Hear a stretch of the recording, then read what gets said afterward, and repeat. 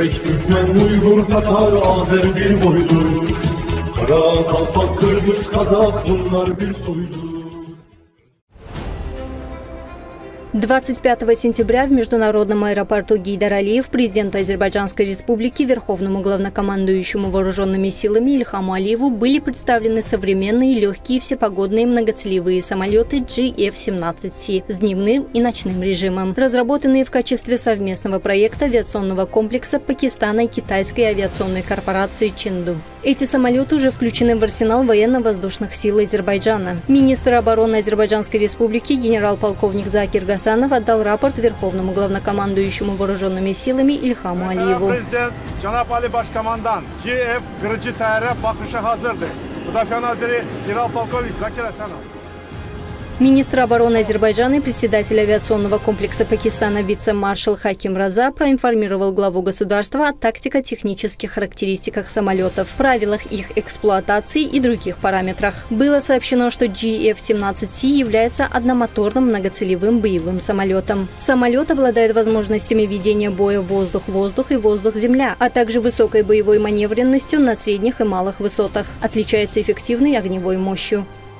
Под руководством президента, победоносного верховного главнокомандующего Ильхама Алиева, в последние годы строительство армии в Азербайджане получило широкий размах. Особенно после славной победы в Отечественной войне азербайджанская армия вступила в новый этап развития. Успешно продолжается работа по комплектации наших вооруженных сил с учетом вызовов современной эпохи. По поручению главы государства создаются новые армейские соединения и виды войск. Повышается боеготовность личного состава. В то же время в центре особого внимания верховного главнокомандующего находятся вопросы военно-технического оснащения нашей армии. В речи на первом заседании Милли Меджлиса 7-го созыва президент Ильхам Алиев подчеркнул, что наращивание нашей военной мощи является задачей номер один. За период, прошедший после Второй Карабахской войны, мы в значительной степени нарастили свою военную мощь. Боеспособность нашей армии растет. Оснащение ее техникой обеспечивается и будет обеспечиваться на должном уровне, сказал глава государства. Следует особо подчеркнуть также развитие нашей национальной оборонной промышленности. В то же время сотрудничество с зарубежными странами в военной сфере, подписание новых контрактов. Одной из стран, с которых Азербайджан сотрудничает в различных направлениях, в том числе в военной сфере, является братский Пакистан. Государственный визит президента Ильхама Алиева в Пакистан в июле этого года придал новый импульс отношениям дружбы, братства и стратегического партнерства между двумя странами. Азербайджан и Пакистан постоянно поддерживают друг друга и демонстрируют солидарность на международных платформах.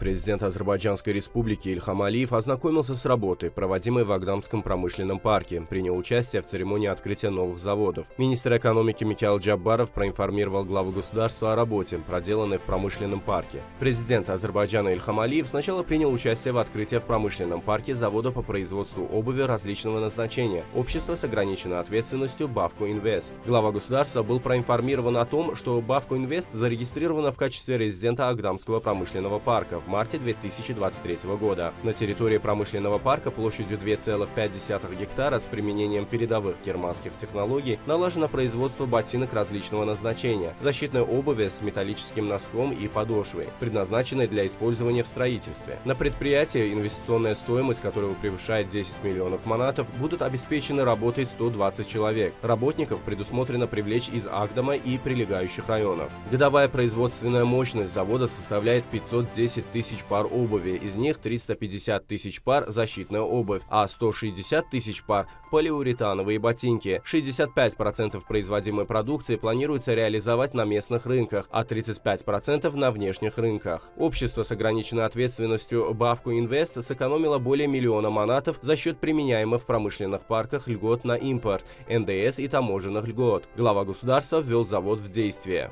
Затем президент Ильхам Алиев принял участие в открытии предприятия по производству электрораспределительного оборудования, электрических розеток и бетонных подстанций общества с ограниченной ответственностью ИЛ Электрик. Глава государства ознакомился с деятельностью завода. Было сообщено, что на территории промышленного парка площадью 1,7 гектар будет функционировать предприятие ИЛ Электрик по производству 35 кВт, 10 кВт и 0,4 киловольтного электрораспределительного оборудования с применением передовых европейских и турецких технологий. ИЛ Электрик зарегистрирована в качестве резидента Агдамского промышленного парка в ноябре 2022 года. На предприятии инвестиционной стоимостью свыше 3 миллионов манатов будут трудоустроены 70 человек. Работников планируется привлечь в основном из Агдама и близлежащих районов. Предприятие будет производить 600 единиц устройств среднего напряжения, 600 единиц устройств низкого напряжения, 150 единиц моноблочных бетонных подстанций и 140 единиц зарядного оборудования для электромобилей.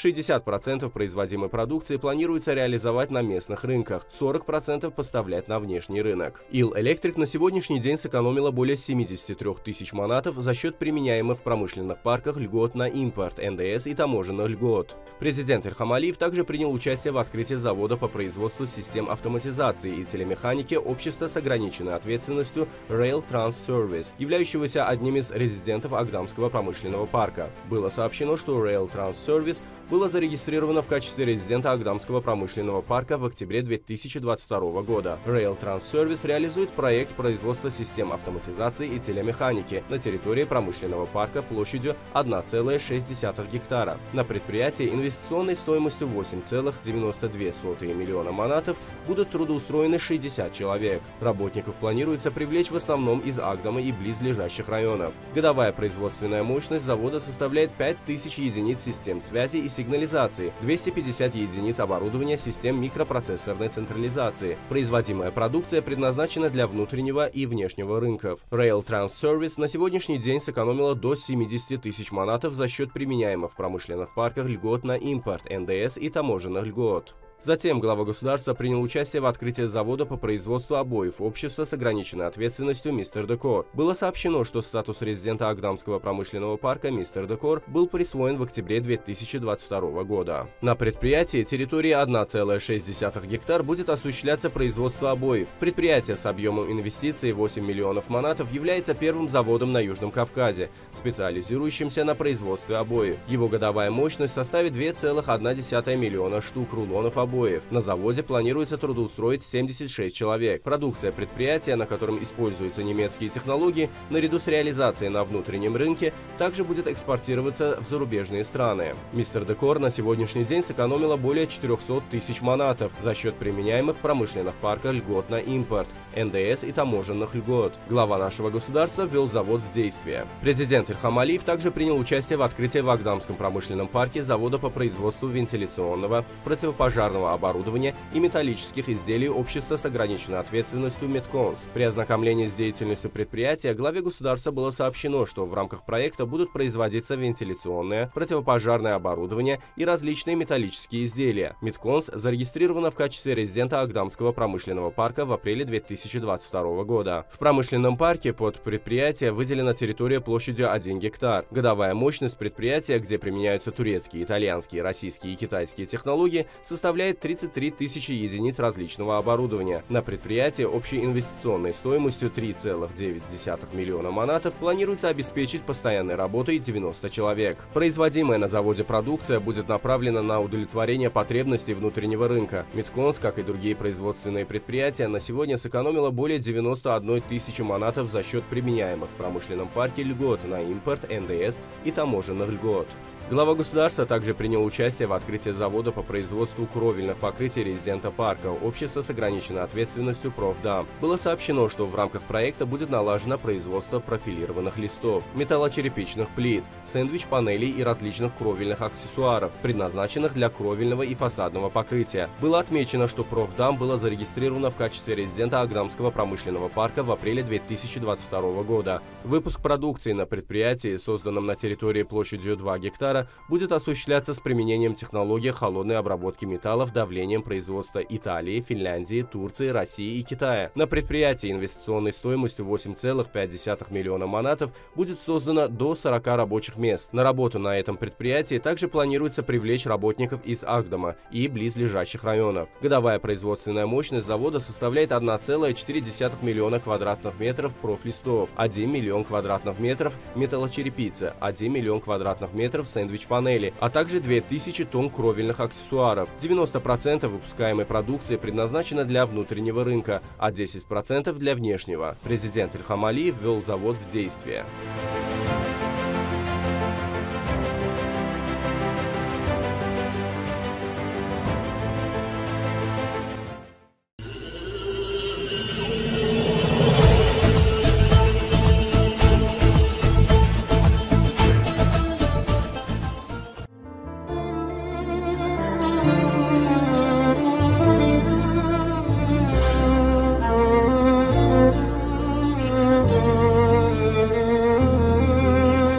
Бейпазары – это маленький провинциальный городок с населением 47 тысяч человек, находящийся в 100 километрах от Анкары. Район состоит из 3 других малых городов – Карасар, Урус и Кербаш и 64 деревень.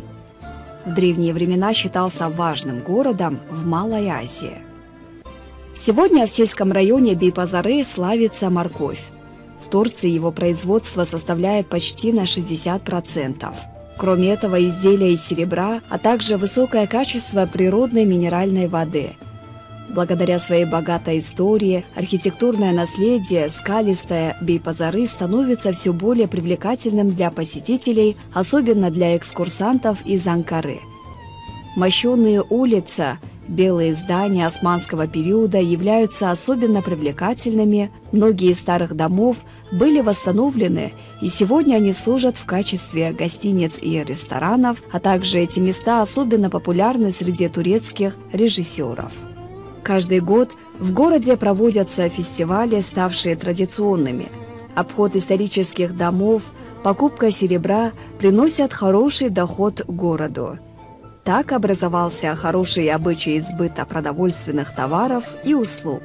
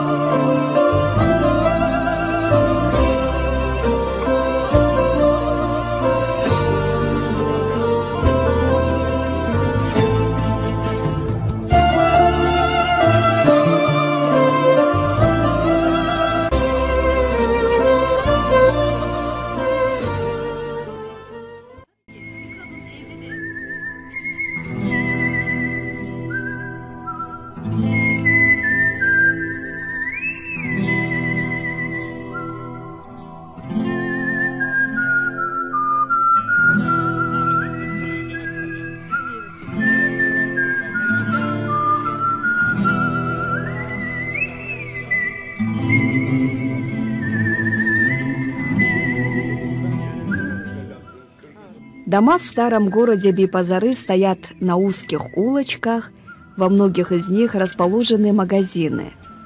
Как правило, это одновременно и лавки, и мастерские, где работают кузнецы, производящие сувениры из меди, бронзы и серебра.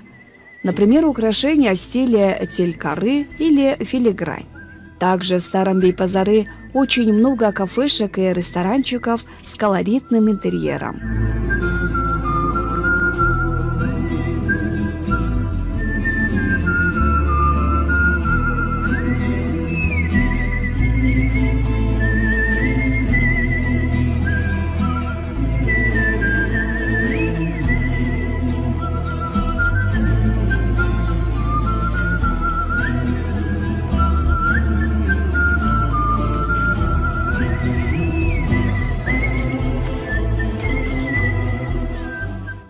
Бейпазары – один из самых старых городов Анатолии, который располагается на Шелковом пути.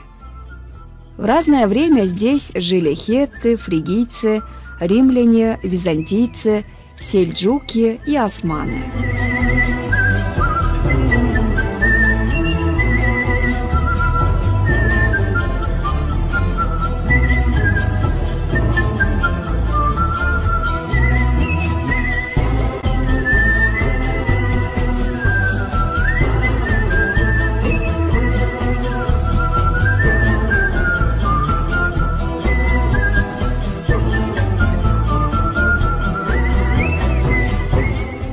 О достопримечательности. Хидерлик-Хилл – холма видом на город.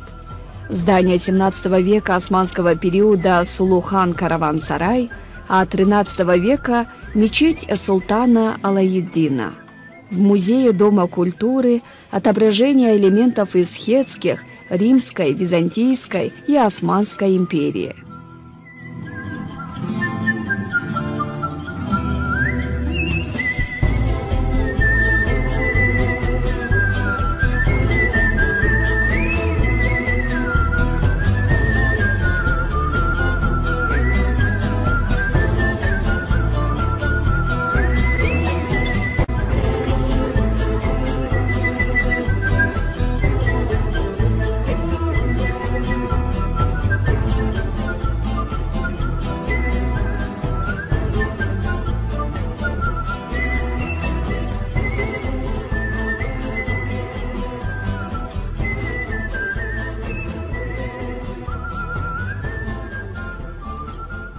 Инузу долины, крутые стенки каньона являются зеленым и приятным местом для прогулок или исследовать пещеры, гробницы и храмы, высеченные в скале. Доля туризма в ВВП Турции составляет более 10%. В этом секторе работает около 8% всего трудоспособного населения. В нем привлекает то, что город развивает туризм в сочетании с продвижением народных ремесел и сельского хозяйства. Туры в Бейпазары можно отнести сразу к нескольким видам туризма: бизнес-туризму, агро- и экотуризму, познавательному, развлекательному и так далее. Главное, этот маленький городок из небольшого потока туристов приносит примерно $1 миллион в год. Для маленького района это хорошее подспорье для бюджета, даже в условиях Турции, где жизнь в разы дороже, чем в Кыргызстане. Первое, что мы увидели по приезду в Бейпазары из Анкары, это был памятник в виде огромной морковки. Оказывается, Бейпазары поставляют более 40% моркови на турецкий рынок. От морковной площади в сторону горы, у подножия которой расположен этот населенный пункт, идут узкие улочки длиной около 1 километра. На них расположены лавки с различными продуктами, специи, сувениры, овощи, фрукты, изделия народных ремесел. Из-за того, что символом города является морковь, ее здесь, как и в Иране, называют хавуч. Во всех овощных лавках она присутствует. Прямо здесь предлагают за небольшие деньги свежевыжатый морковный сок. Все владельцы лавок, большая часть из которых женщины, приветствуют каждого прохожего словами «Хош гельдениз» – «добро пожаловать». В лавках также изобилие сладостей и разных деликатесов. Маленькие кофейни и уютные чайные домики украшают эти улицы на всем их протяжении. Здесь также можно понаблюдать за работой кузнецов и гончаров, ткачей и мастеров по обработке дерева.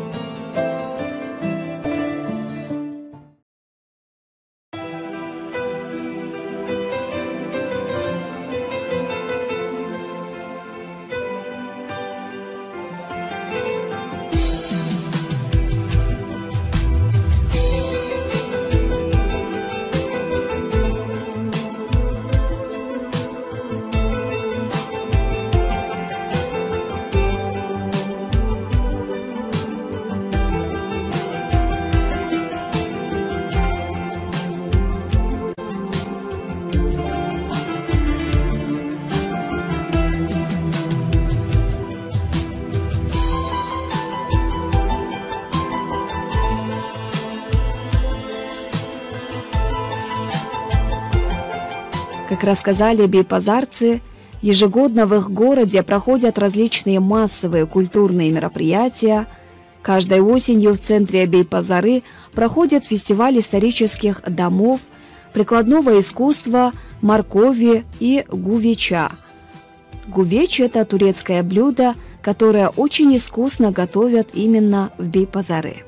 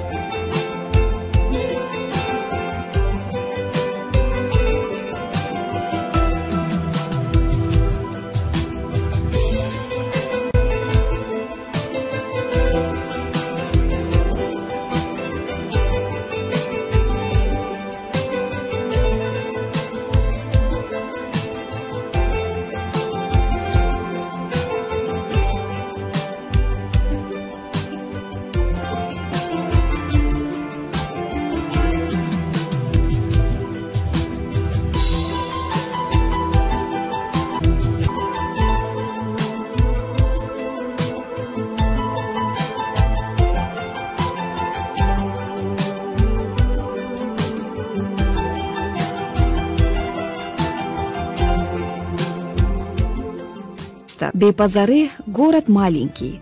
Туда нечасто стремится иностранный инвестор. Это яркий пример государственного проекта, как превратить провинциальный городок в один из центров туризма, используя местные ресурсы. Надеемся, и у нас в Кыргызстане также будут развиваться провинциальные города.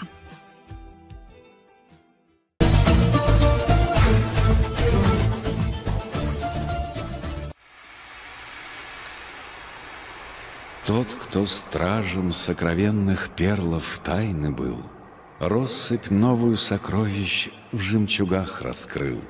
На весах небес две чаши есть, и на одной чаше камни равновесия, жемчуг на другой. А двуцветный мир то жемчуг получает в дар из небесных чаш, то камня павшего удар.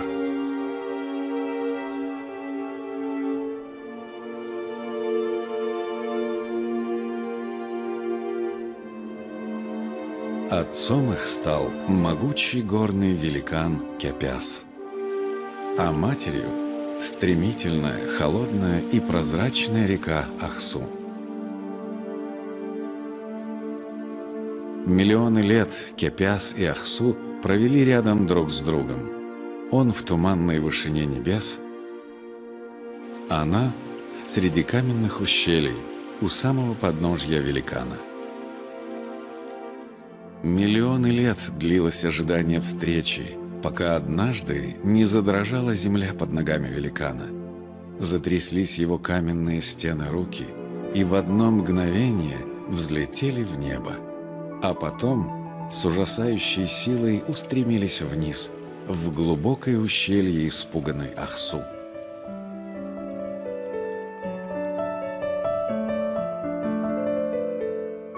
Так в один день родились 7 горных красавиц, одна краше другой. И среди них самая прекрасная – Гёй-Гёль.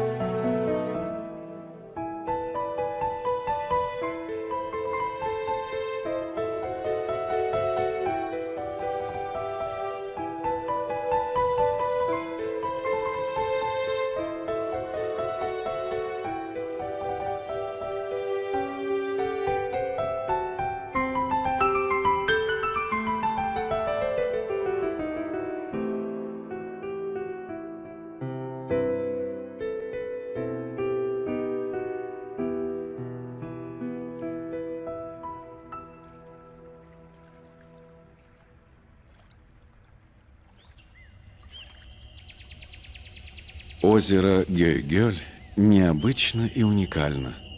Оно имеет дату рождения – 17 сентября 1138 года. Совсем как человек. В этот год сильное землетрясение, произошедшее в Гянже, разрушило значительную часть горы Кепяс. В результате образовалось множество озер, не 7, 19, и множество ключей, ручьев, речек. Самые крупные из озер – Марал-Гёль, Гора-Гёль, Зели-Гёль, Ордак-Гёль, Гюзгü-Гёль, Шамиль-Гёль. И среди них, как бесценный бриллиант в ожерелье природных украшений, голубое озеро Гёй-Гёль.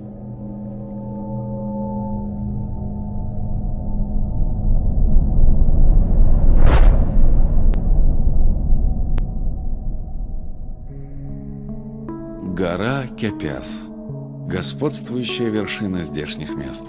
Высота этой горы – 3065 метров. Всюду, и на просторах высокогорных лугов, и под пологом горного леса рассеяны огромные каменные глыбы.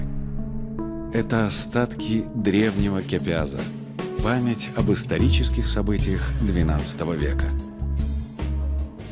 Сегодня здесь тихо и спокойно. Территория заповедана. Это царство могучих орлов и стремительных кавказских туров.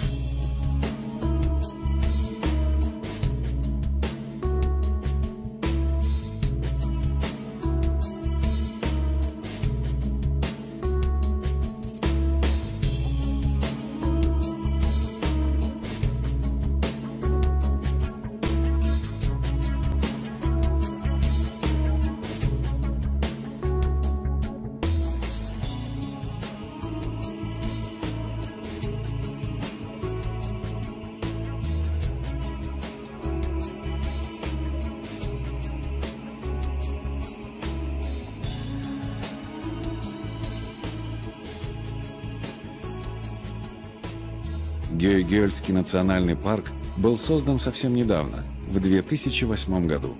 Но на самом деле это самая старая охраняемая территория республики. Первый в Азербайджане заповедник, Гёй-Гёльский, был организован именно здесь, в 1925 году.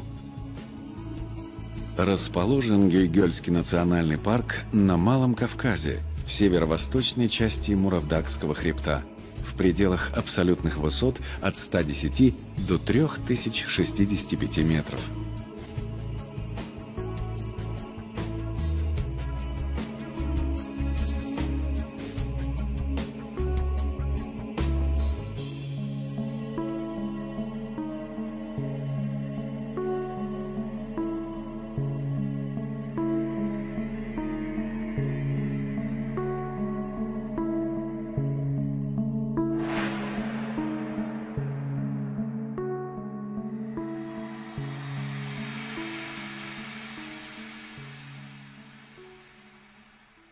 Зимой озера Гюйгёльского национального парка замерзают, но не все и не всегда. И поэтому почти всю зиму возле заповедных водоемов держатся самые разнообразные животные – звери и птицы, цапли, утки, поганки, лысухи, оляпки, горные трясогузки.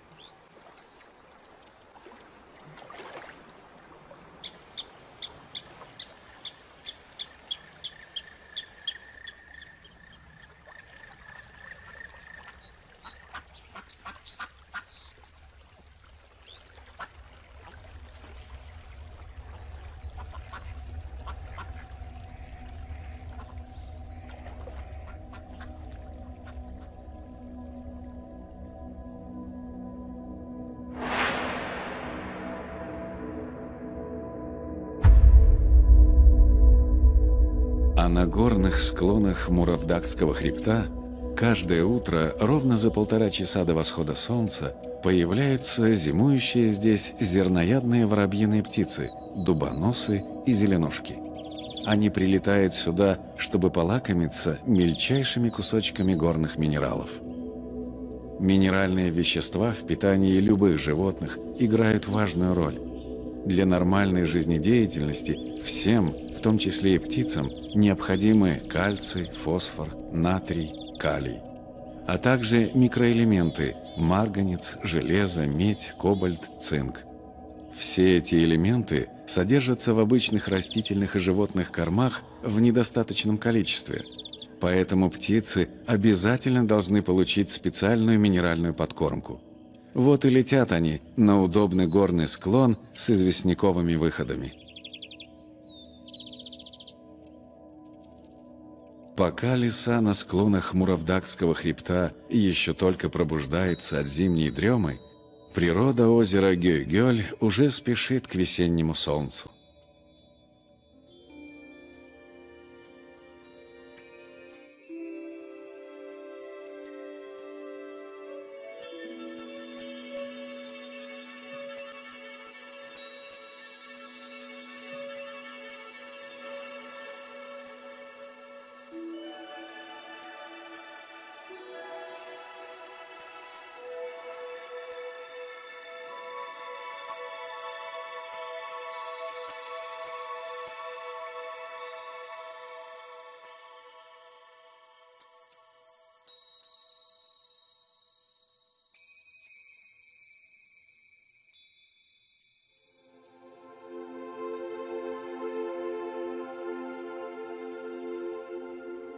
Лебеди-шипуны – белоснежные птицы, словно изысканное украшение восточной красавицы, подчеркивают необычнейшую красоту заповедного озера Гюйгёль.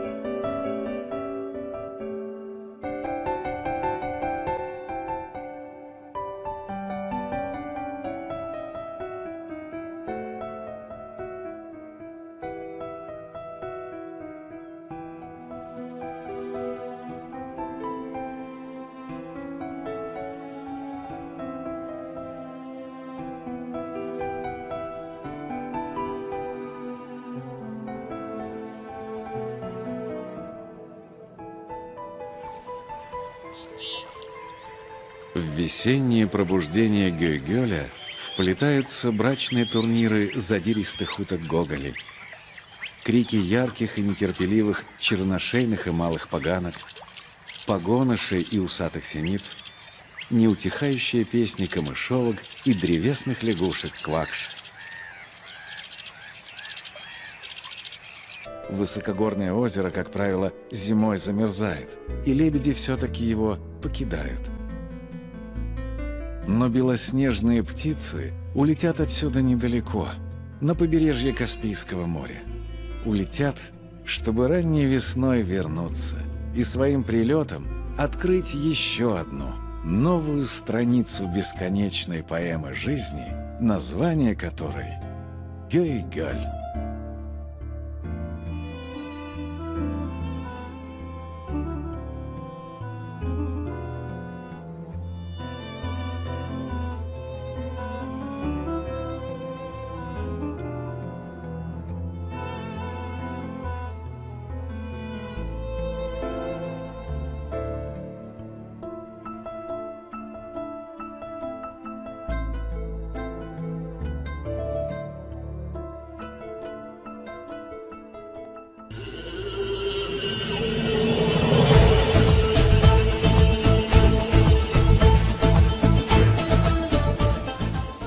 Ласточкино гнездо – памятник архитектуры и истории, расположенный на отвесной 40-метровой Аврориной скале мыса Айтодор в поселке Гаспро на южном берегу Крыма.